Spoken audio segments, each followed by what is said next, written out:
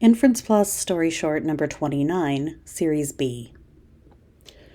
Cora turned the large cloth sack upside down and gave it a final shake, watching the last of the white granules flutter out like a puff of smoke before falling to rest on the rich brown soil. She let go of the bag, and the wind took it. Sweat soaked the floral linen of her house dress, its saltiness matching that of the earth. She was breathing heavily from the effort of spreading it. It had taken the better part of a week to cover the whole 300 acres by hand. The bank had taken the tractor and the spreader 2 months ago, but Cora had always been of a diligent sort. Stubborn as a mule was what Carl used to say, but Carl was gone 6 months now, shot through the head by his own hand the day the foreclosure sign was nailed to the gate. By then, there'd been no money left to bury him in the cemetery in town, so she and Bill Tate had dug the hole themselves right there on the land and put Carl in it. When the first shovel of dirt had fallen into his open eyes, she turned and lost her lunch right there. Bill finished the job alone. The slight mound that marked his grave was the one place she did not spread salt. Let those bastards see the grass grow there and think about what they drove him to. When Cora had gone to the feed store and told Emmeline she needed to order 400 pounds of salt, the woman had laughed. "I'm a guess you meant 40. "No, 400. "Lot of salt? What you need it for?" "Canning." "Canning?" "Canning." Seeing that a real answer would not be forthcoming, Emmeline sighed and took the $50 bill Cora laid on the counter before she walked away. "Hold on now, Cora, I gotta give you your change." "Just keep it."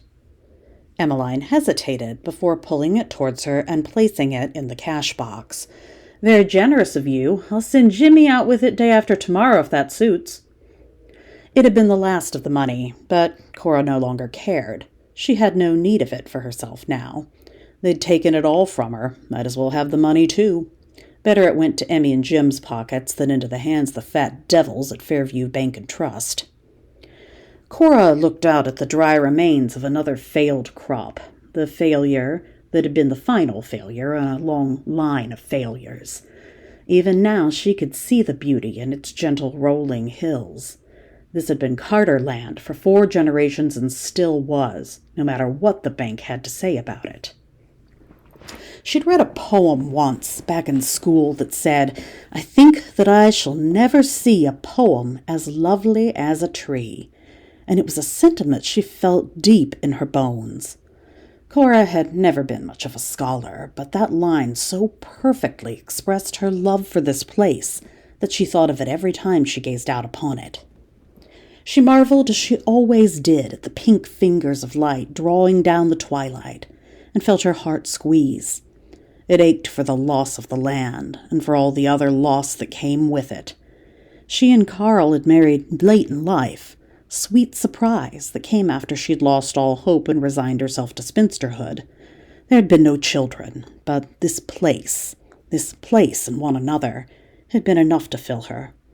Now there was no Carl, and there was no farm, and she was nothing but a husk of who she'd been. She pictured her life away from the farm, the rented room with its single bed, the cooking and cleaning she'd do in some other woman's kitchen. She could not bear it. Could not, would not. When purple twilight began to dampen the fiery sunset, she drifted into the house. She touched the old familiar things reverently. All the things that she'd touched 1,000 times before without giving them a thought took on a new sentimentality now. The potato masher with which she'd cooked 1,000 suppers, the Afghan under which she'd spent so many winter nights. These things were like precious poems now that told the story of her life. Cora pulled down her hair and let it fall across her shoulders the way that Carl had liked, but then thought better of it and pinned it neatly back into a bun. The cedar chest creaked when she opened it and pulled out a folded bundle. Her wedding dress. The fabric was still soft and fine, even now. She put it on, enjoying the way it felt against her skin. Her bust was fuller now than on her wedding day, her hips broader, but she managed to button it. She glided then from room to room, pouring out the contents of the oil lanterns, spattering the floral wallpaper, dousing the chifforobe, finally smashing each glass hurricane with a satisfying dash against the floor, feeling slightly giddy at the irreverence of breaking. The oil was more of a formality, really. The old house was dry as kindling and would have gone up like a torch without it, but Cora had wanted to be certain.